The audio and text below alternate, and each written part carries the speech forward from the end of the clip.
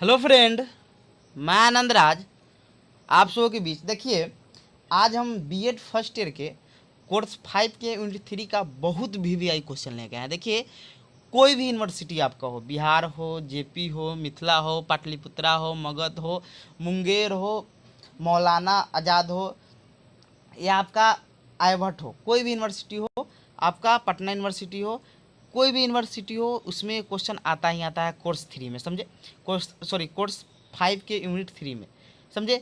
देखिए, क्वेश्चन को आराम से आप समझिएगा। पहले क्वेश्चन जब समझ जाइएगा तब उसका आंसर आप आराम से लिख सकते हैं। देखिए, क्वेश्चन किस किस टाइप से पूछा जा सकता है। देखिए, पहले तो आपका क्वेश्चन पूछा जा सकता है कि अंतर अनुशासनिक, यहाँ लिखा है अंतर अनुशासनिक, यहाँ ऊपर लिखा हुआ है अंतर अनुशासनिक विषय एक रहेगा। देखिए, इंग्लिश आप देखिएगा, आपको इसीलिए हम इंग्लिश में भी लिख देते हैं, जहाँ में भी इंटरडिसिप्लिनरी सब्जेक्ट। एक होता है इंटरडिसिप्लिनरी लर्निंग होता है, तो उसका वीडियो हम डाल दिए हैं पहले ही।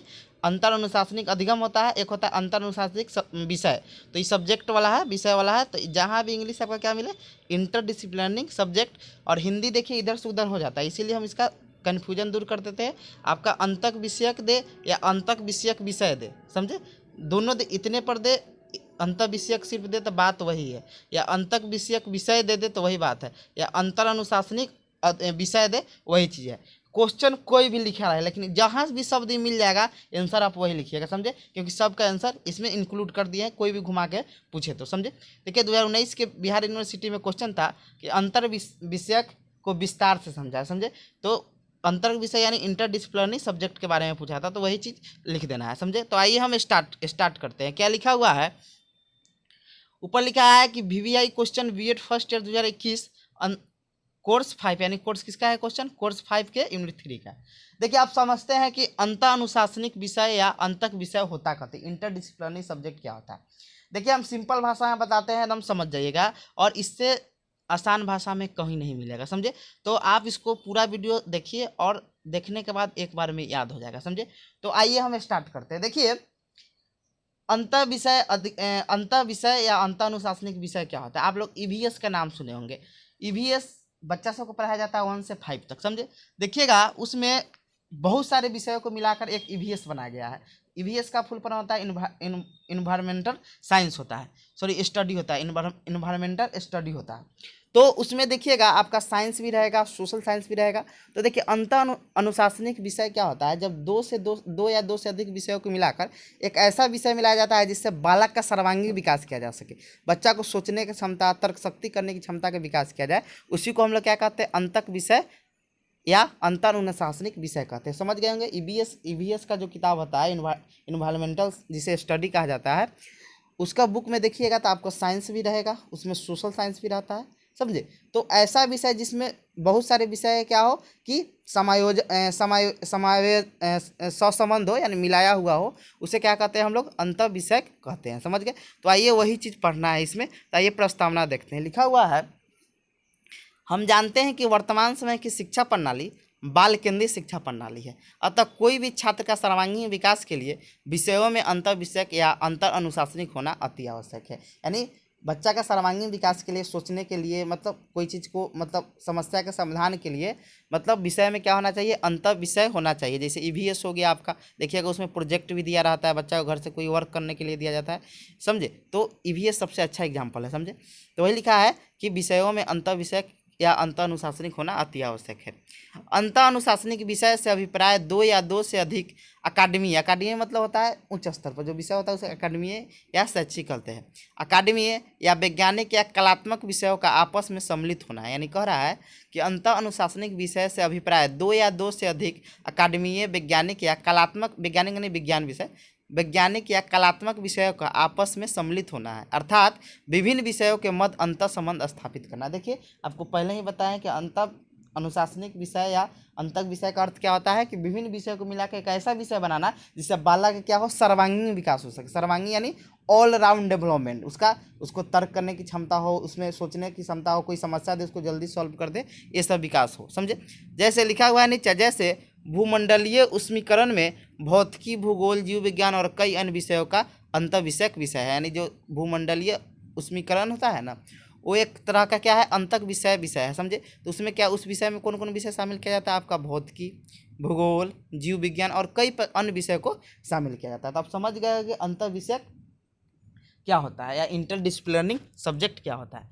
फिर क्या है, अंतर विषयक विषय के तहत विस्तृत स्तर पर प्रैक्टिकल एवं प्रासंगिक विषयों को परिचर्या में सम्मिलित कर छात्रों को आवश्यक विषयों एवं समाज का एक साथ अधिगम कराया जाता है, यानी उसको ऐसा समाज का भी उसमें विकास हो सके। फिर लिखा है, अतः अनुशासनिक विषय से छात्रों को विषयों को अधिक गहराई से समझने, अन्वेषण करने आदि के लिए जिज्ञासु बनाती है। देखिए, जो अंतःनुशासनिक विषय होता है ना, वो क्या करता है, अंतःनुशासनिक विषय से छात्रों को विषयों को समझने, अधिक गहराई से समझने, अन्वेषण मतलब खोजना होता है, अन्वेषण करने आदि के लिए जिज्ञासु बनाता है। अब देखते हैं अंतःनुशासनिक विषय का अर्थ एवं परिभाषा।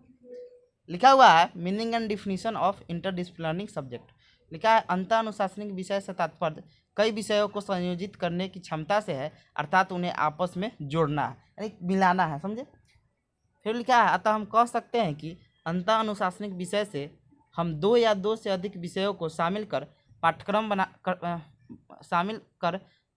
करते हैं, जिससे पाठ्यक्रम में शामिल करते हैं, होगा में शामिल करते हैं, जिससे बालक का सर्वांगीण विकास होता है, उनमें चिंतन, सोचने मनन करने की क्षमता का भी विकास होता है। यानी कहने का मतलब हुआ कि जब हम दो या दो से अधिक विषय को शामिल कर देंगे ना, तो बच्चा का सर्वांगीण विकास होगा और फिर उसमें क्या होगा, चिंतन करने का, सोचने का क्षमता, मनन करने आदि का क्षमता का विकास होगा।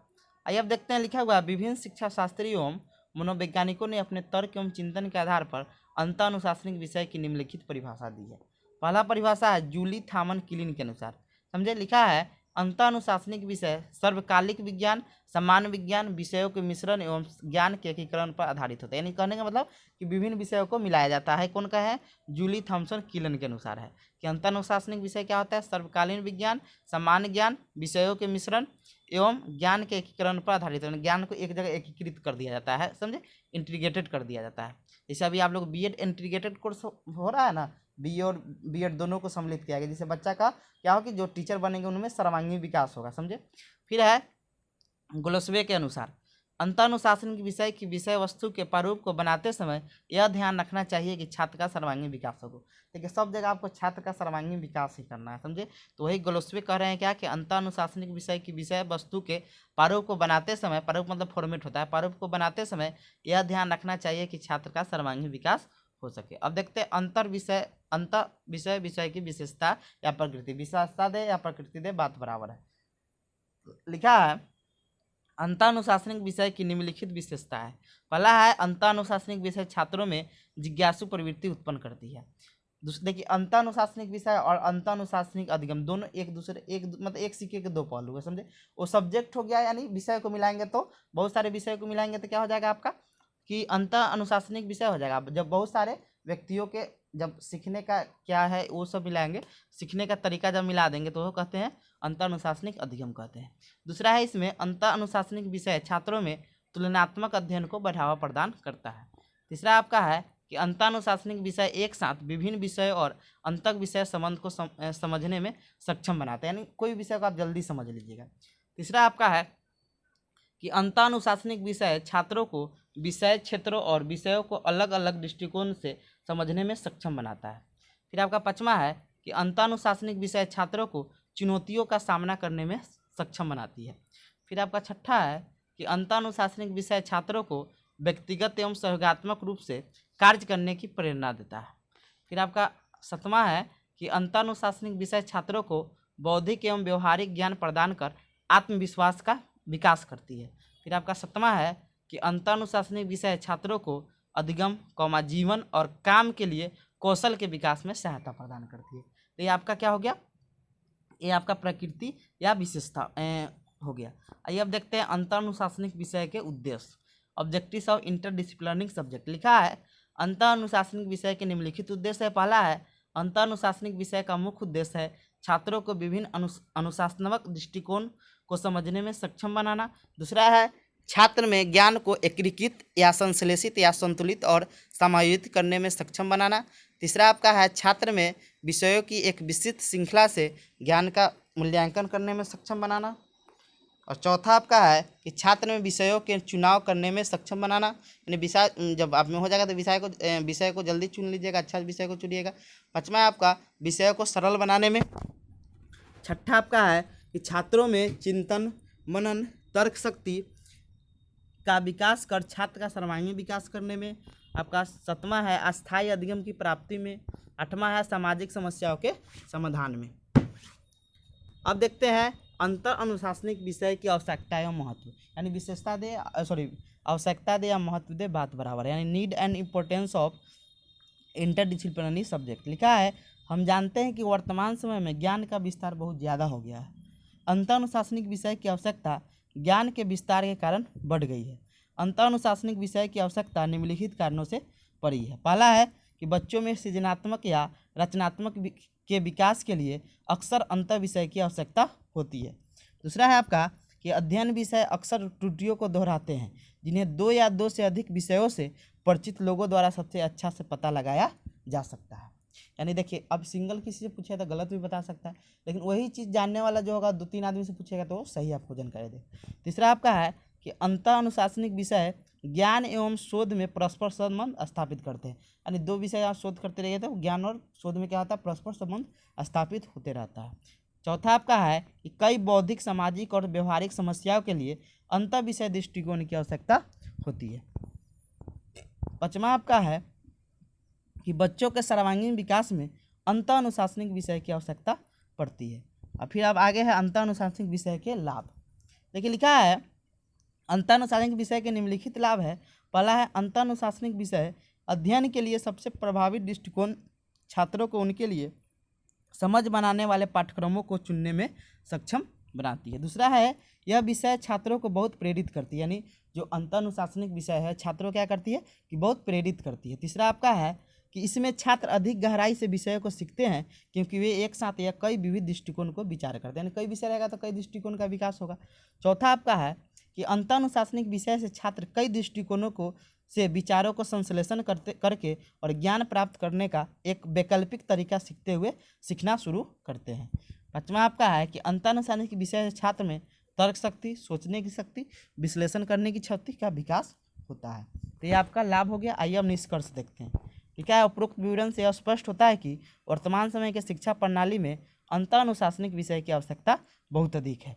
अंतर अनुशासनिक विषय से छात्रों कोई विषय को अधिक गहराई से समझने, अन्वेषण करने आदि के लिए जिज्ञासु बनाते हैं। देखिए अब बच गया जितना भी क्वेश्चन उसको बहुत जल्दी करवा देंगे, समझे, आपका जल्दी मतलब ये सब चीज़ हो जाएगा। Thank you.